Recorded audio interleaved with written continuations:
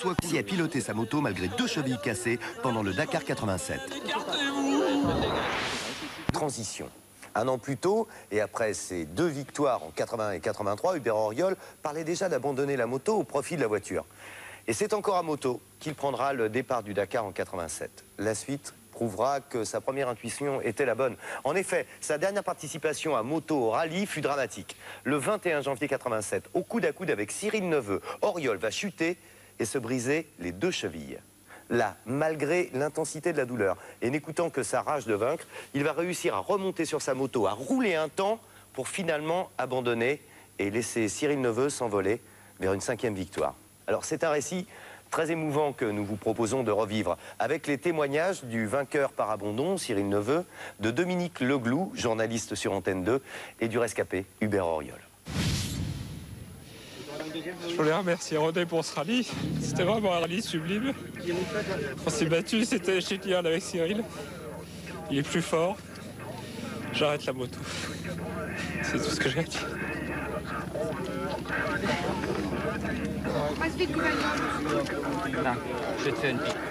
C'est la dernière étape qui a lieu au Sénégal. Il n'y a plus que l'étape sur la plage, mais qui ne pose pas de difficulté. Je suis en tête, j'ai 8 ou 9 minutes d'avance sur Cyril Neveu, donc il n'y a pas de raison que je ne gagne pas le Dakar. C'était la folie, puisque la veille, j'avais 1h30 de retard. J'ai repris cette heure et demie, sauf 8 petites minutes ou 10 minutes. Donc j'avais plus que 8 minutes de retard sur Hubert Auriol. Il était hors de question qu'il soit gagnant. Et donc j'avais dit à tout le monde, ça passe ou ça casse. Hubert Auriol est partait bien sûr devant, puisqu'il était leader. Je l'ai rattrapé très vite et doublé. Je pars derrière lui pour le rattraper. Bon, ce qui était quelque part une ridicule, parce que j'avais 8 minutes d'avance. Sur les 25 km qui restaient, il pouvait au pire me coller 1 minute, c'était le maximum. Son but, c'était de me suivre. Donc je me retournais, il était toujours derrière, je le savais. Puis à un moment donné, j'ai dit, je fais la grande attaque et je me retourne plus. Puis on verra. Et puis c'était une petite piste sinueuse, piste qui est faite souvent par les plateaux 404, qui sont les pick-up qui roulent sur ce genre de piste. Donc ils tournent un peu entre les arbres, à travers les herbes hautes. Et à un moment, il y a un petit vallon, une petite bosse. Donc je sors de la trace parce que c'était un virage un peu serré. Et la sortie de la piste m'oblige à passer entre 2 arbres. Je tire, je vise entre les 2 arbres. Et en passant entre les 2 arbres, douleur fulgurante, arrêt, je suis désarçonné de la moto et je me retrouve par terre. Et je comprends évidemment pas ce qui se passe. Je me relève, tout va bien, j'ai une douleur épouvantable aux jambes. Et bon, ma moto a calé. Et il y a 2-3 motos qui passent. Et il y a une moto qui arrive, qui s'arrête, c'est Marc Joanneau. Il était debout à côté de sa moto, mais il était dans l'impossibilité de démarrer sa moto. Alors j'étais voir ce qu'il avait et puis je l'ai aidé à démarrer sa moto. J'ai démarré sa moto et il est reparti. Mais sur le coup, je ne savais pas ce qu'il avait. Il disait merde, merde, merde, mais je ne savais pas qu'il avait si mal que ça. Je pars et là, la douleur commence à remonter et je roule comme je peux parce que la moto, le moteur marche plus, il n'arrive plus à prendre ses tours. Forcément, il y a un échappement qui est écrasé, donc il n'y avait qu'un cylindre et j'arrive pas à freiner parce que je ne peux plus bouger les chevilles. Donc je pose le pied sur la pédale de frein pour m'arrêter. Je ne peux plus passer les vitesses, je suis obligé de donner des coups avec le talon dans le sélecteur. Et puis le moteur marche plus que sur 1000-1500 tours, donc la moto avance plus, quoi.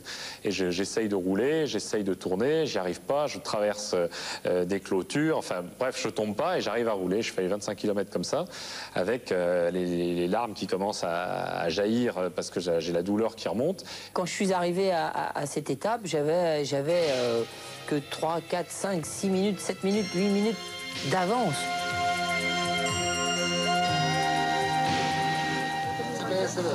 5 minutes là. Ça fait 5 minutes là, ça fait 5 minutes 30. Comme je n'arrive pas derrière Neveu, tout le monde se demande ce qui se passe. Neveu le premier, qui se demande où je suis passé, puisque pour lui j'étais juste derrière lui, et il voit bien le temps qui passe, donc lui quand même il est en course, donc il se dit le temps qui passe, chaque minute qui passe me rapproche d'une possible abandon d'Auriol et je suis en tête, quoi. Merde! J'avais encore 1 minute 30, je crois, de retard sur lui au classement général. Donc, moi, ne sachant pas qu'il était complètement brisé, donc j'ai dit, ah, c'est pas encore fini, il y a encore demain à se bagarrer. Personne ne comprend ce qui se passe. Et là, je dis spontanément... J'ai les 2 chevilles cassées. Tiens.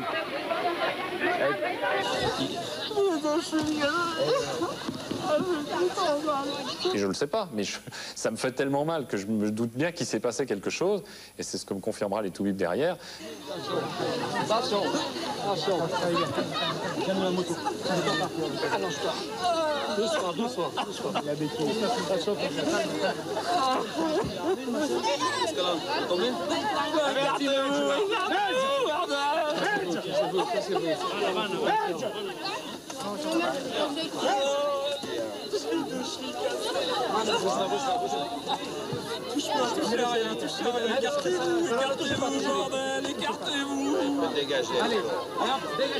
Quand j'ai compris qu'il avait les deux chevilles brisées, là c'est un sentiment très curieux, parce que c'est un sentiment de se dire ah ben ça y est, tu as réussi ce que tu voulais, tu vas gagner.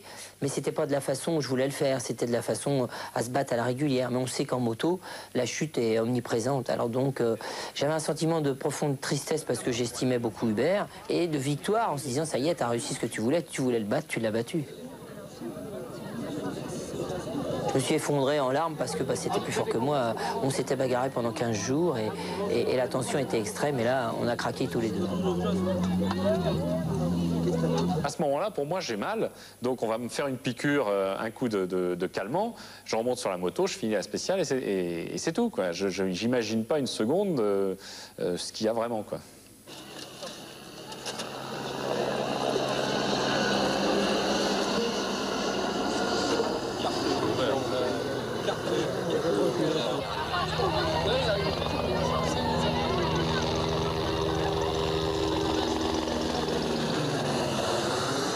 Quand Hubert est tombé, Orioli, Picot et Rayet sont arrivés derrière lui et aucun de ces trois-là ne s'est arrêté. Et je peux dire que c'est assez dégoûtant parce que c'est l'arrivée sur Dakar. C'était une petite spéciale. On est une bande de motards et quand je vois des trucs comme ça, il n'y a pas qu'un mot, c'est des cons. En moto, quand il y a un mec qui tombe, on s'arrête. On peut rien faire peut-être, mais on s'arrête, on se renseigne. Si on peut rien faire, on redémarre, mais au moins on s'arrête. Donc le mec qui s'arrête pas, c'est que vraiment, il n'y a pas de nom, quoi.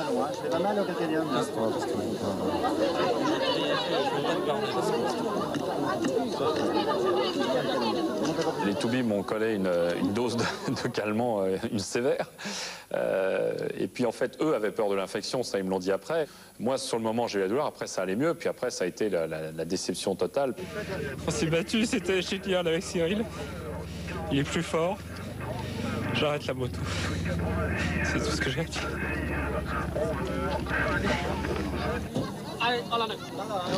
Au moment où il part pour être opéré sur Paris avant de prendre l'avion, je réussis à aller l'interviewer dans l'hélico.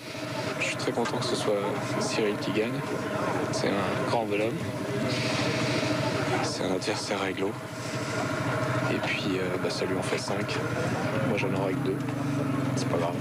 Il faut savoir que Cyril Neveu lui a eu 5 victoires, qu'il y avait toujours cette rivalité et que quelque part, au fond de lui-même, Hubert se disait « Merde, j'aurais bien aimé être l'égal de Cyril et je ne le serai jamais. » Parce qu'il avait compris ce jour-là que c'était fini.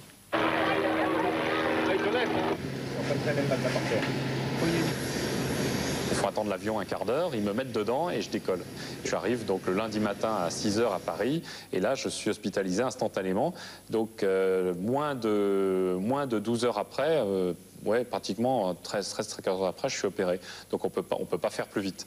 J'ai été le voir à l'hôpital après son opération, j'ai été le soutenir moralement puisque c'était quand même important ces fractures. Et...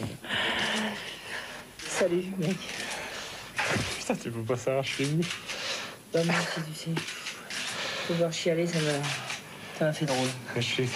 C'est-toi de toi. C'est-toi de toi. Je voulais vraiment te dire tout ça, c'est toi qui as gagné. Non, je crois que... C'est toi parce que... C'est vrai que je suis sorti de la dernière étape en tête. Et j'ai fait une connerie, et puis la course c'est comme ça, c'est la dernière spéciale, et puis voilà, c'est toi le plus fort.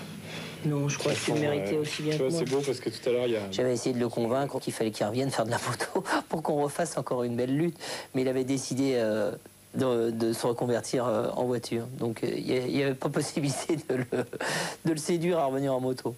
J'ai recommencé à conduire et j'ai couru à cette époque-là pour Mercedes en championnat de France de super tourisme en en juillet, donc 7 mois après mon accident. Mais j'avais